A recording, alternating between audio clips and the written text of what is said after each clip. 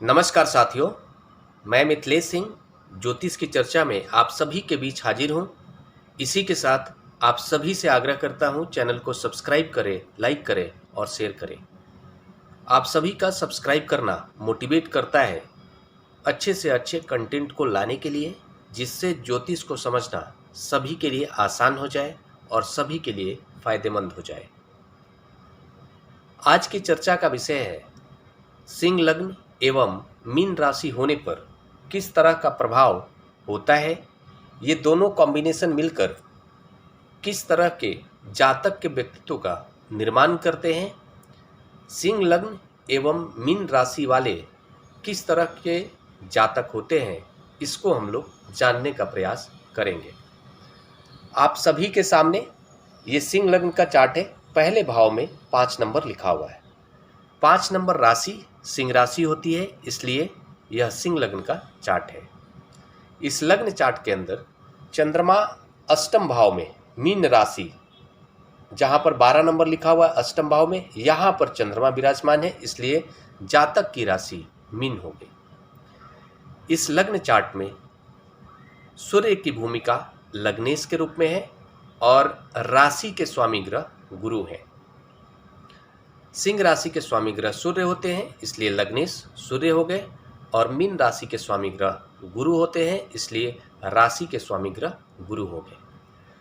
इस लग्न चार्ट के अंदर सूर्य की भूमिका जातक के व्यक्तित्व के निर्माण करने की जिम्मेदारी है। जातक की पर्सनालिटी सूर्य के प्रभाव में डेवलप होने वाला है। जातक यशस्वी होगा, अच्छा वक्ता होगा, अच्छा नेतृत्व करने वाला जातक होगा और ऑनेस्ट होगा। सिंह लग्न का जो जातक होता है अमूमन वो बहुत ही ऑनेस्ट होता है, उसके अंदर ऑनेस्टी का प्रभाव होता है। ऐसा जातक समाज में हमेशा ही लीडरशिप की भूमिका में रहना चाहता है। भीड़ का केंद्रबिंदु बनना उसे पसंद होता है और इसके काबिल भी वो होता है। इस लग्न चार्ट के अंदर राशि के स्वामी ग्रह गुरु हैं, इसलिए जातक के मन के ऊपर गुरु का प्रभाव रहने वाला है। साथ में जातक अध्यात्म के प्रति झुकाव रखने वाला है। इस लग्न चार्ट के अंदर पंचम भाव का संबंध अष्टम से हो रहा है। पंचमेश और अष्टमेश दोनों के स्वामी ग्रह गुरु है और गुरु जातक के राशि के स्वामी ग्रह है। इस लग्न चार्ट के अंदर चंद्रमा द्वादश भाव के स्वामी ग्रह है। द्वादश भाव का संबंध अष्टम भाव से हो रहा है। इसके फलस्वरूप एक विपरीत राजयोग का भी निर्माण हो रहा है। अगर किसी का भी सिंह लग्न है और मीन राशि है तो एक राजयोग सिर्फ इसी कॉम्बिनेशन के कारण बन गया, जिसको हम लोग विपरीत राजयोग कहते हैं। द्वादश का संबंध अष्टम से या फिर षष्टम से जब होता है, या फिर षष्टम, अष्टम और द्वादश भाव एक दूसरे के बीच किसी भी तरह का संबंध बनाते हैं, राशि परिवर्तन करते हैं, तो उसको हम लोग विपरीत राजयोग कहते हैं।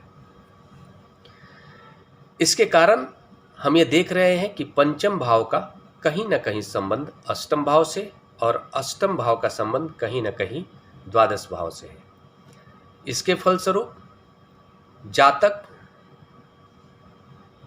एजुकेशन का, अपने एजुकेशन का इस्तेमाल इनोवेटिव आइडिया के क्षेत्र में करने वाला है। पंचमेश गुरु है और गुरु का प्रभाव मन पर है। अष्टमेश गुरु है और गुरु का प्रभाव मन पर है, इसलिए जातक जो भी गुण ज्ञान है उन सभी ज्ञान को प्राप्त करने के प्रति आकर्षित रहने वाला है, उस ज्ञान को जानने वाला है। ज्योतिष का ज्ञान हो, गुण ज्ञान हो, मंत्र विद्या हो, शेयर मार्केट का ज्ञान हो, या फिर कोई भी रिसर्च का क्षेत्र हो, उन सभी क्षेत्रों में जातक का आकर्षण रहने वाला है। यहाँ पर हम यह भी देख रहे हैं कि जातक अगर विदेश जाकर कोई भी ऐसे क्षेत्र में अपनी शिक्षा का उपयोग करता है जहाँ पर रिसर्च की स्थिति में है या फिर जातक का जो कार्य है रिसर्च से जुड़ा हुआ है, किसी इनोवेटिव आइडिया को खोजने के प्रति कोई वो विशेष कार्य कर रहा है, विदेश में जाकर कर रहा है, तो उसको बड़ी सफलता हासिल होने वाली है।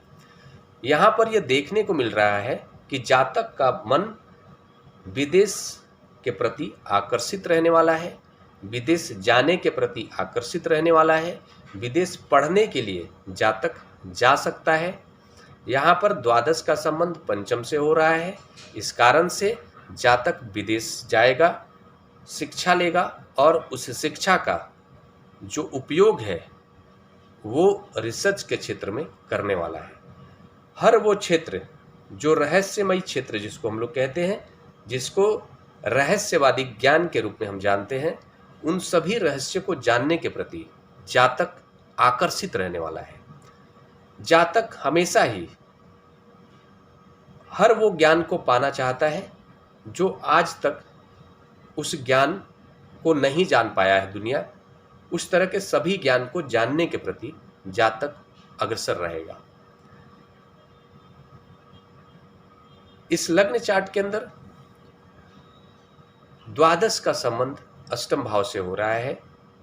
इसके कारण थोड़ा सा जातक को एक और बात कि चंद्रमा मन के भी कारक होते हैं और माता के भी कारक होते हैं, तो जातक को थोड़ा सा अपने स्वास्थ्य का जरूर ध्यान रखना चाहिए और खासकर मानसिक स्वास्थ्य का।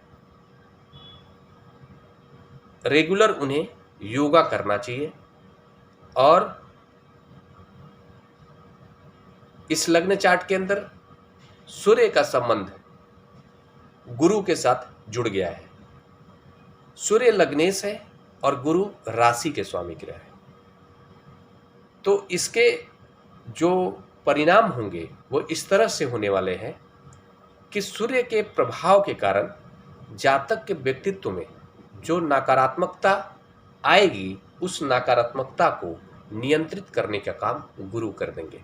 तो ये एक अच्छे कॉम्बिनेशन के रूप में हम लोग जान सकते हैं। सूर्य के प्रभाव के कारण जातक थोड़ा सा अहंकारी स्वभाव का हो जाता है, थोड़ा सा गुस्से के स्वभाव में आ जाना ये सामान्य बात है। जो सिंह लग्न वाले जो लोग होते हैं सामान्य तौर पर थोड़े गुस्से वाले होते हैं।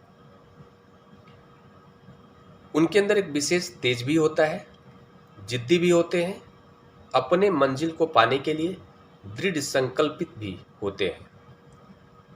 ये सारे सकारात्मक गुण हैं, लेकिन नकारात्मक गुण यह है कि उनके अंदर एक विशेष एग्रेशन देखा जाता है और उसके परिणाम स्वरूप कभी कभी ऐसे शब्दों का इस्तेमाल कर देते हैं जो सामने वाले को आहत कर सकता है।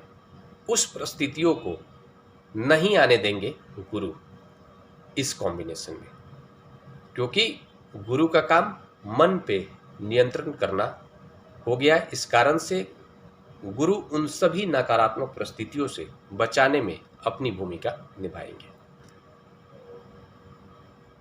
ये जो प्रभाव बताया गया है पर्टिकुलर इस कॉम्बिनेशन के आधार पर बताया गया है कि अगर सिंह लग्न है और मीन राशि है तो किस तरह का प्रभाव देखने को मिलने वाला है।